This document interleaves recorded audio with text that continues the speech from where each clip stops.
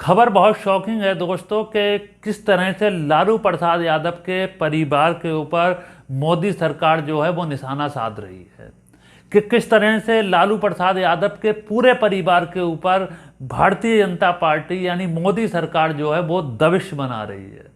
और ऐसा क्यों हो रहा है दोस्तों, मैं बताना चाहूँगा। दरअसल ऐसा इसलिए हो रहा है कि याद कीजिए 1990 के दौर में जब लाल कृष्ण आडवाणी जी राम रथ यात्रा निकाल रहे थे। लाल कृष्ण आडवाणी ने राम रथ यात्रा निकाली थी और उनकी वो राम रथ यात्रा जो है वो बिहार के में रोक दी जाती है। बिहार पहुंचते ही वो राम रथ यात्रा रुक जाती है, उसको रोक दिया जाता है। और उस समय बिहार के मुख्यमंत्री जो हुआ करते थे वो थे लालू प्रसाद यादव। लालू प्रसाद यादव बिहार के मुख्यमंत्री थे और उन्होंने एक भीड़ को संबोधित करते हुए एक बयान दिया था। उन्होंने कहा था कि जब इंसान ही नहीं रहेगा तो इस दुनिया में घंटी कौन बजाएगा, इस तरीके का बयान दिया था। मैं चाहता हूं कि आप भी उस बयान को सुने। वो एक बयान जो था वो बड़ा ही अहम बयान था। आप सुनिए उस बयान को। मैं इस मंच के माध्यम से पुनः श्री आडवाणी जी से अपील करना चाहता हूं, अपनी यात्रा को स्थगित कर दें, स्थगित करके वो दिल्ली वापस चले जाएं। जिस हित में अगर इंसान ही नहीं रहेगा, इंसान नहीं रहेगा तो मंदिर में घंटी कौन बजाएगा या कौन बजाएगा? जब इंसानियत पर खतरा हो, इंसान नहीं रहेगा तो मस्जिद में इबादत कौन देने जाएगा? मैं लालू प्रसाद की कई राजनीतिक बातों से इत्तेफाक नहीं रखता हूं दोस्तों, लेकिन जो सांप्रदायिकता की मिसाल उन्होंने इस भाषण में दी थी वो बाकमाल थी, बाखूबी थी। और मैं आपको बताना चाहूँगा कि इसी बयानबाजी के चलते लगातार भारतीय जनता पार्टी लालू प्रसाद यादव पर दबाव बना रही है। मैं आपकी जानकारी के लिए बता दूं कि लालू प्रसाद यादव और तेजस्वी यादव यानी लालू प्रसाद यादव का स्वास्थ्य खराब है, उनकी तबीयत खराब चल रही है। वो इस टाइम अपने बीमारी से लड़ रहे हैं और तेजस्वी यादव की पत्नी जो हैं वो गर्भवती हैं। इस हालत में लगातार सीबीआई और ईडी उनसे जांच कर रही है। यानी कि इससे साफ जाहिर हो जाता है कि भारतीय जनता पार्टी जो है वो साम दाम दंड भेद से किसी भी तरह से इन लोगों के ऊपर दबाव बनाना चाहती है, इनको ख़त्म करना चाहती है। मैं आपको याद दिलाना चाहूँगा कि भारतीय जनता पार्टी जो है वो ऐसे दोहरे मापदंड अपना रही है और ऐसा पहली बार नहीं हो रहा है दोस्तों, क्योंकि राहुल गांधी से भी ईडी ने कई मर्तबा जांच की थी। सोनिया गांधी का स्वास्थ्य खराब था, तब भी उन पर परिवर्तन निदेशालय की जांच चल रही थी। राहुल गांधी के ऊपर तो 60 घंटे की जांच चली थी। इसी तरीके से विपक्ष के ऊपर दबाव बना रही है मोदी सरकार और वो चाहती है कि भारतीय जनता पार्टी चाहती है कि लालू प्रसाद यादव और तेजस्वी यादव के ऊपर ये दबाव डाला जाएगा तो इससे जो है वो बिहार के अंदर एक सांप्रदायिकता का माहौल पनपेगा, जिससे कि इन लोगों को भ्रष्ट घोषित किया जा सके और आने वाले चुनावी माहौल में इसका फायदा हासिल किया जा सके। लेकिन ये दोहरा मापदंड जो है वो भारतीय जनता पार्टी अपना रही है। मैं आपको याद दिलाना चाहूँगा, आपकी स्क्रीन पर ये कुछ लोग हैं जो भारतीय जनता पार्टी में शामिल हो चुके हैं, लेकिन इससे पहले इनके ऊपर सीबीआई की बड़ी बड़ी जांचें, ईडी की बड़ी बड़ी केस दर्ज थे, इनके ऊपर जांचें भी चल रही थी। लेकिन किस तरीके से, किस रहस्यमय तरीके से इनके केसों को छुपा दिया जाता है। आपकी स्क्रीन पर सबसे पहले ये हैं बीएस येदियुरप्पा, हेमंता बिस्व शर्मा, मुकुल रॉय, शुभेंदु अधिकारी, नारायण राणे। यह तमाम वो लोग हैं जिनके ऊपर सीबीआई और ईडी की बड़ी बड़ी जांच चल रही थी।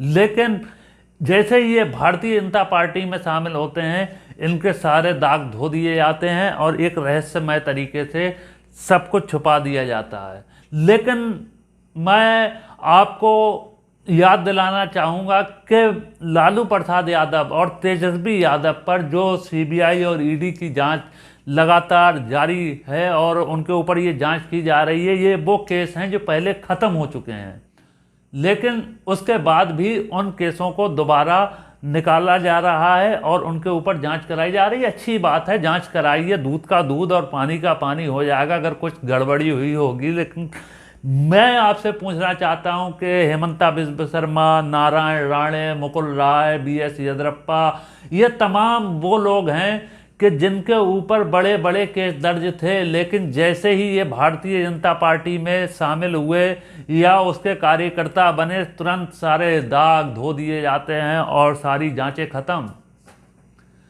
मैं आपको आपकी स्क्रीन पर एक बयान दिखाना चाहता हूं। देश के माननीय गृह मंत्री अमित शाह जी का ये बयान कुछ दिन पहले का है, कुछ समय पहले का है, जब हमारे पत्रकार मित्रों ने, हमारे पत्रकार दोस्तों ने हिम्मत कर अमित शाह जी से पूछने की हिम्मत की थी कि हेमंता बिस्व शर्मा, जिनके ऊपर CBI ED की जांच चल रही थी, उसको लेकर कुछ सवाल कर रहे थे, लेकिन उस पर अमित शाह जी का क्या जवाब था, आपकी स्क्रीन पर सुनिए।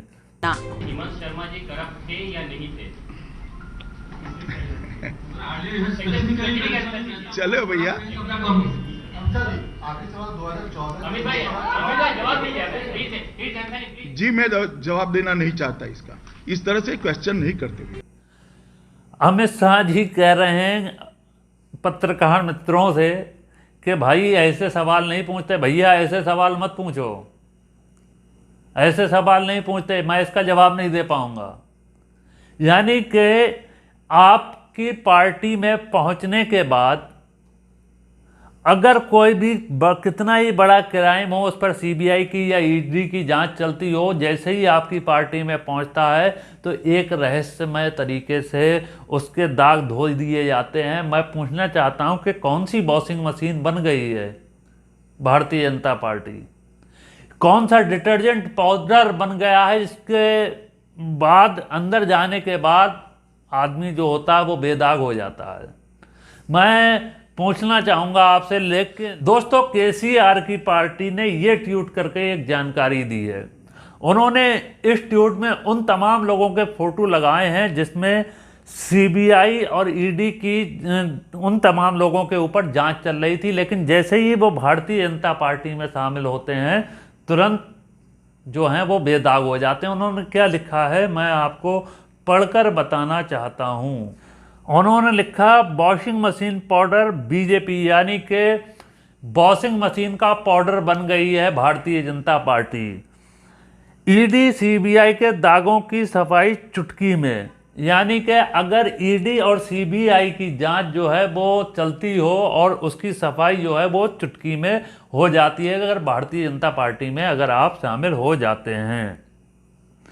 KCR ने इस तरीके से हमला बोला है। लेकिन मैं आपसे पूछना चाहता हूं कि CBI का जो उपयोग है ये दोहरे मापदंड के तौर पर किया जाता है। मैं आपको याद दिलाना चाहूँगा कि जब प्रधानमंत्री नरेंद्र मोदी मुख्यमंत्री हुआ करते थे गुजरात के, तब उन्होंने CBI को लेकर क्या कहा था? उन्होंने कहा था कि CBI के दबाव के चलते नेताओं के ऊपर जो है, हम BJP के नेताओं के ऊपर दबाव बनाया जाता है, यानी कि विपक्ष के नेताओं की आवाज़ दबाई जाती है। लेकिन प्रधानमंत्री नरेंद्र मोदी जी, आज तो आप उनसे 4 कदम आगे जा रहे हैं। सुनिए क्या कहा था प्रधानमंत्री नरेंद्र मोदी ने आपकी स्क्रीन पर। CBI का राजनीतिकरण, ये CBI का दुरुपयोग, निर्दोष लोगों को परेशान करने के लिए CBI का अनाप शनाप कारनामे जो चलाए जा रहे हैं, और कभी न कभी तो आपको हिंदुस्तान की जनता को जवाब देना पड़ेगा। क्या ये बात सही नहीं है दोस्तों कि आप CBI की जांच के चलते आप मनीष सिसोदिया पर निशाना साधते हैं? क्या ये बात सही नहीं है कि आप ED की जांच के चलते सत्येंद्र जैन पर निशाना साधते हैं, नवाब मलिक पर निशाना साधते हैं?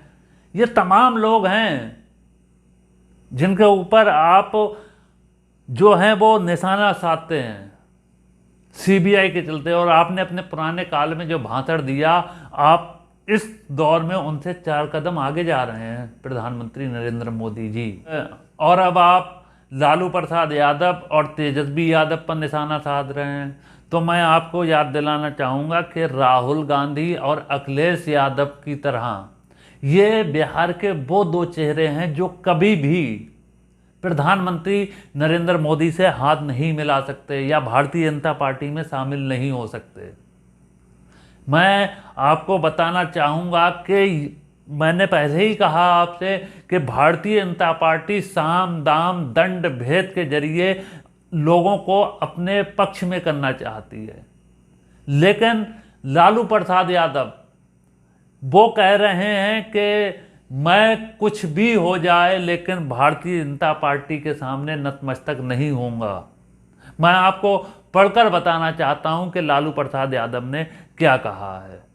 लालू प्रसाद यादव का ये ट्वीट आपकी स्क्रीन पर, लालू प्रसाद यादव क्या कह रहे हैं दोस्तों। हमने आपातकाल का काला दौर भी देखा है, हमने वो लड़ाई भी लड़ी थी आधारहीन प्रतिशोधात्मक मामलों में। आज मेरी बेटियों, नन्हे मुन्ने नातियों और गर्भवती पुत्रवधू को भाजपाई ईडी ने 15 घंटों से बैठा रखा है। क्या इतने निम्र स्तर पर उतरकर बीजेपी हमसे राजनीतिक लड़ाई लड़ेगी? ये लालू प्रसाद यादव कह रहे हैं। और आगे क्या कहा है लालू प्रसाद यादव ने, सुनिए आप। संघ और भाजपा के विरुद्ध मेरी वैचारिक लड़ाई रही है और रहेगी। इनके समक्ष मैंने कभी भी घुटने नहीं टेके हैं और मेरे परिवार एवं पार्टी का कोई भी व्यक्ति आपकी राजनीति के समक्ष नतमस्तक नहीं होगा। यानी कि लालू प्रसाद यादव कह रहे हैं कि मैं कुछ भी हो जाए लेकिन मेरे परिवार का कोई भी व्यक्ति जो है वो भारतीय जनता पार्टी के सामने घुटने नहीं टेकेगा, चाहे कितनी ईडी चला ली जाए, ईडी की जांच करा ली जाए, सीबीआई का दबाव बना लिया जाए, लेकिन मैं संघ और बीजेपी की विचारधारा में अपना दिमाग नहीं लगाता और मैं उनकी विचारधारा को नहीं अपनाना चाहता। साफ साफ कहना है लालू प्रसाद यादव का। आगे उनकी बेटी रोहिणा आचार्य ने क्या कहा है, उन्होंने भी भारतीय जनता पार्टी पर निशाना साधा है और तंज कसा है। उनका ये ट्वीट आपकी स्क्रीन पर। रोहिणा आचार्य कहती हैं कि तुम्हारा जितना जुल्म होगा राजद उतना मजबूत होगा। लोकतंत्र की बर्बादी की निशानी है छोटे छोटे बच्चे, गर्भवती महिलाओं पर जुल्म की जो कहानी है। सीबीआई ईडी तो बहाना है, इनका असली मकसद सिर्फ समाजवादियों को मिटाना है। आगे क्या कह रहे हैं रोहिणी आचार्य, सुनिए।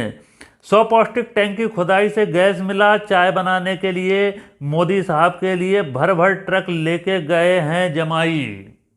और मैं आपको बताना चाहूँगा कि बिहार के डिप्टी सीएम तेजस्वी यादव ने भी अपना ट्वीट कर क्या कहा है आपकी स्क्रीन पर। और तेजस्वी यादव ने भी कुछ याद दिलाया है अपने इस ट्वीट के जरिए, वो कुछ याद दिला रहे हैं देश की जनता को। अब मैं आपकी स्क्रीन पर दिखाना चाहता हूं उन्होंने अपने ट्वीट में क्या कहा और पढ़कर भी बताना चाहता हूं। याद करिए 2017 में भी कथित 8,000 करोड़ का लेन देन, हजारों करोड़ का माल, सैकड़ों संपत्तियां। अभी चंद महीनों पहले गुरुग्राम में अरबों का वाइल्डलैंड कंपनी का अर्बन कैब मॉल भी मिला था। भाजपाई अब कथित 600 करोड़ का नया हिसाब लाने से पहले अपने सूत्रों को पुराने का तो हिसाब दे देते। आगे क्या कहते हैं तेजस्वी यादव, सुनिए। भाजपा सरकार द्वारा सूत्रों के हवाले से इधर उधर की भ्रामक अफवाह फैलाने, प्लाट करवाने की बजाय रेड के बाद हस्ताक्षर किए जाने वाले पंचनामे की सूची ही सार्वजनिक कर देनी चाहिए। अगर हम इसे सार्वजनिक कर देंगे तो इन बेचारे नेताओं की क्या इज्जत रहेगी, सोच लो। दोस्तों, तेजस्वी यादव यहाँ पर एक बहुत अहम मुद्दा उठा रहे हैं कि जैसे विपक्ष के नेताओं के ऊपर ईडी या सीबीआई की जांच होती है तो उनके खिलाफ जो उनका पालतू मीडिया है वो एक प्रोपेगेंडा चलाता है और वो कहता है कि ये मिला वो मिला, यानी कि ये तमाम तरह की बातें जो हैं वो चलाई जाती हैं। लेकिन मैं आपको बताना चाहता हूँ कि लालू प्रसाद यादव और तेजस्वी यादव के ऊपर जो ईडी की रेड चलाई जा रही है। मैं बात कर रहा था ईडी और सीबीआई की जांच उनके ऊपर जारी है। लालू प्रसाद यादव का जो है वो स्वास्थ्य खराब है, उनके तेजस्वी यादव की पत्नी जो हैं वो गर्भवती हैं, फिर भी उनसे पूछताछ की जा रही है, लगातार पूछताछ की जा रही है। लेकिन ऐसा क्यों करना चाहती है? मैंने कार्यक्रम के शुरू में ही पहले कहा कि भारतीय जनता पार्टी साम दाम दंड भेद से इन लोगों को या तो अपनी तरफ खींचना चाहती है या फिर इनकी आवाज़ को, यानी कि ये अपने खामोश होकर बैठ जाएं, ये चाहती है।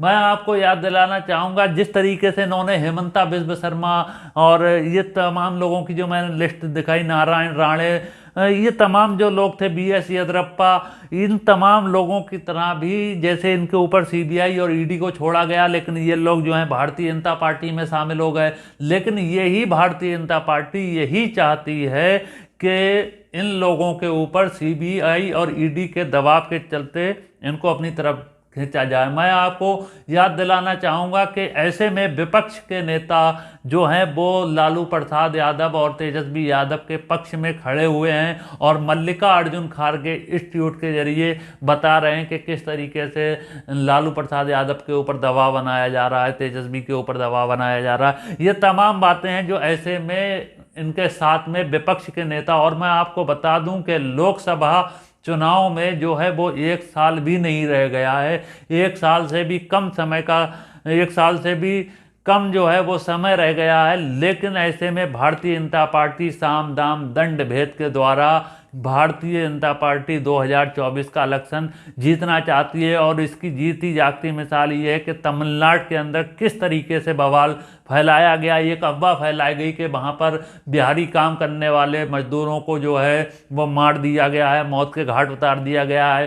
फैक्ट चेकर मोहम्मद जुबैर ने बताया कि वो अफवाह बिल्कुल झूठ थी और बिल्कुल गलत थी, क्योंकि अगर वो अफवाह इसलिए फैलाई जा रही थी कि बिहार के अंदर बिहारी लोगों को बताया जा सके कि देखिए कि आपके मुख्यमंत्री जो हैं वो कमज़ोर हैं, वो आपके लिए कुछ नहीं कर सकते, ये बिहारी मजदूरों को मारा जा रहा है। यानी कि बिहार में टुकड़े टुकड़े करने की जो लोगों के अंदर एकता है उसको बिखेरने का काम भारतीय जनता पार्टी और नरेंद्र मोदी जो है वो कर रहे हैं और पूरा साथ दे रहा है उनका पालतू मीडिया। लेकिन जब खबर को चेक किया गया कि खबर में सच्चाई कितनी है तो वो बिल्कुल झूठ थी, बिल्कुल अफवाह थी। किसी भी बिहारी मजदूर की मौत नहीं हुई थी। और नरेंद्र मोदी सरकार, भारतीय जनता पार्टी जो है 2024 के लिए किन तमाम हदों को पार करना चाहती है, चाहे वो तेजस्वी के ऊपर दबाव बनाया जा रहा है, लालू के ऊपर बनाया जा रहा है, तमिलनाडु के मुख्यमंत्री को बदनाम किया जा रहा है किस तरीके से कि देखिए, क्योंकि तमिलनाडु के जो मुख्यमंत्री हैं वो विपक्ष के नेताओं को जोड़ने का काम कर रहे हैं भारतीय जनता पार्टी के खिलाफ, तो उनको बदनाम करने की साजिश है। तो ये तमाम जो बातें हैं, भारतीय जनता पार्टी जो रवैया अपना रही है, इससे साफ जाहिर हो जाता है कि वो साम दाम दंड भेद से किसी भी तरीके से 2024 में सत्ता हासिल करना चाहती है। और पूरा साथ देता है हमारा पालतू मीडिया, जो उनके सही खबरें, यानी कि जो सही बात ना बताकर पालतू मीडिया प्रधानमंत्री नरेंद्र मोदी का साथ देता है।